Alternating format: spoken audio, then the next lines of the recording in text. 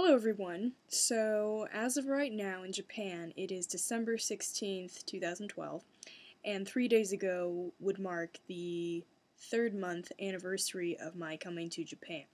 So, I have decided that at very important intervals during my study abroad, I was going to do observations of my stay. And as many of you know, I have already done a 1 month observation, so the next bracket for me is the 3 month observations. And once again, we have the checklist.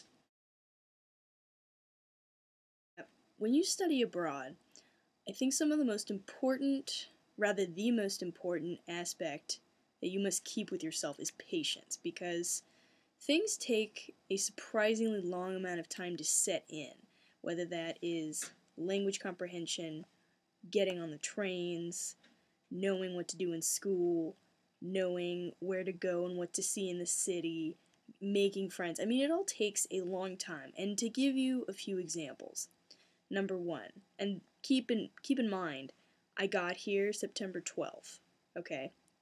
And from that day, this is how long X amount of things took. Aspect one, it took me 2.5 months to understand my host dad. Seriously. Like, in Japan, I would say there are 3 levels of difficulty for Japanese, and this goes from easiest to hardest to understand. And it goes women, men, old people. When I say old people, it's like 65 and over. Like, seriously, like, I think old people secretly don't speak Japanese. They speak Klingon to you, and then somehow, one day, you understand Klingon. Because for the longest time, my host dad would say something to me, and nothing. It would just be deer in headlights. And then finally one day, he said something to me, and I understood. And I swear he could have seen the light in my eyes of, like, comprehension. And from that day, he's like, alright, you understand what I'm saying. But keep in mind, I mean, that took 2.5 months of me being here and speaking Japanese on a regular basis. So that can happen.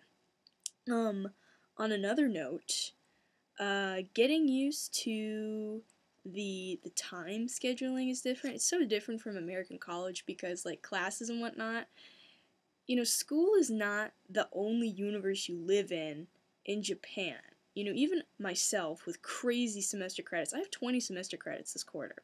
But because classes in Waseda can be slightly underwhelming, I'll get more into that later, you find that you want to and almost need to fill your time with other activities, whether that's a job or friends, and the ratio of play and work is different than the United States. But I'll get back to that later. And lastly, I mean, making friends, it takes time, and especially Japanese friends takes a lot of time. I would say now in December, I'm just starting to make some really good friends in the swim club I joined, and I've been there for maybe like a month and a half, so patience is key. Otherwise, you will go nuts. It's its own video, but I feel the need to just talk about it here. I love the train system in Japan. It's so convenient, and especially my favorite lines are the lines that have several different types of express trains. There are literally train lines in Tokyo that could have like 5 different expresses. There's the kinda slow express, and then the slightly faster, and then the slightly faster, and then fast, then really fast, then super duper fast. And the best part is that they're all color coded. Everything in the Tokyo train system is color coded.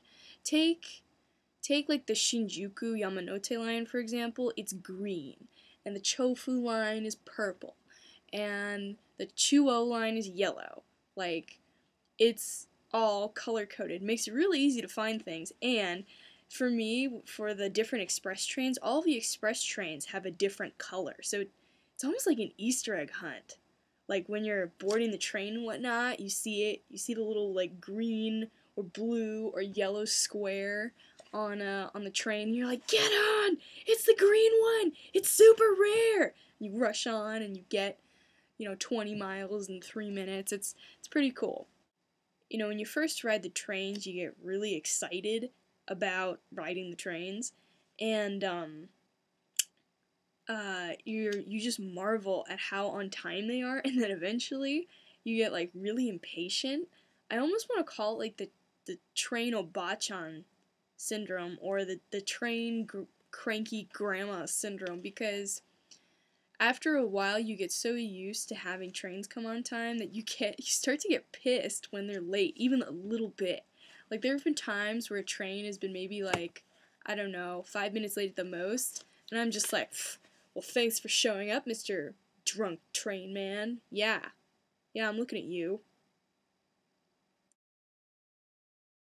Another thing that I wanted to touch upon is is part-time job. You see, part-time job, there's tons of jobs for English speakers, but in my experience, they're all really sporadic. It's hard to find steady part-time work, at least in my experience. I've had some friends who have really struck it rich on, say, the tutoring sites that are available in Japan, but so far I haven't had a whole lot of luck. So if you're really determined to find a job in Japan, you may have to search for a while, / you have to be motivated. Like, you really gotta plow through a fair amount of stuff to find something that's steady work. Like, it meets at least twice a week. It's December now, and it's getting definitely into winter season, and Tokyo winter is surprisingly cold. Like, I'm shocked. I feel like it's colder than Eugene. Why, do you ask? I can't tell you. It just it just is colder. It's not as wet as Eugene, and sometimes there's wind, but there's something about this cold that just seeps into your bones. Seriously, the other day I finally cracked and I bought long winter underwear. Do you know when the last time I bought long winter underwear was? When I went to Utah for the winter, and Utah has a winter of 0 and -2 and -3. Tokyo, or at least as the temperature says, has a winter of, I don't know, 35 right now, 40 maybe, and they say that February is the coldest month, so I gotta struggle to survive it. So if you're coming to Japan during winter months, it might be worth your while to bring any sort of insulating material or long winter underwear, anything like that. It would probably pay dividends right about now. For the winter months as well, Japanese houses are very cold. If you're lucky, you'll have a space heater in your room, but the walls in Japanese houses tend to be kind of thin, like the cold just gets in. In my opinion, it would be well worth your while to get an electric blanket. If you can, bring it from your house, and if you can't, they have them here. They're just a little more expensive. So that would be my advice to you, especially for like your bedroom. Phenomena that I am experiencing in Tokyo is really the effects of a lifestyle that is more active, and the diet that is so much more healthy. And what I mean by that is my levels of energy are very even keel now. I feel that when I was on an American diet and having kind of a sedentary lifestyle, you really go through a bunch of highs and lows through the day, whereas Japan, living in the Japanese lifestyle, eating healthy, walking a lot, you really get this like even line of energy. And to emphasize my point, in recent weeks there have been several nights a week where I leave my house at 8. I get up at 7. Let's emphasize this: when I get up. I get up at 7 and I go to bed at 11 p.m. But here's the thing: I got home probably at 10:15 p.m. and then showered, ate something, and then went to bed. But here's the thing: when I do that, I'm not exhausted. I'm tired and I'm ready for bed, but I'm not exhausted. I mean, the sheer amount of energy that you can get from this lifestyle is, to me, pretty amazing because it's a dramatic change for my life. Lastly, okay. Lastly is, in terms of being a foreigner in Japan socially, I feel like a lot of the time it's up to you to break the ice, because Japanese people are kind of shy, and they're not really given to just talking to strangers.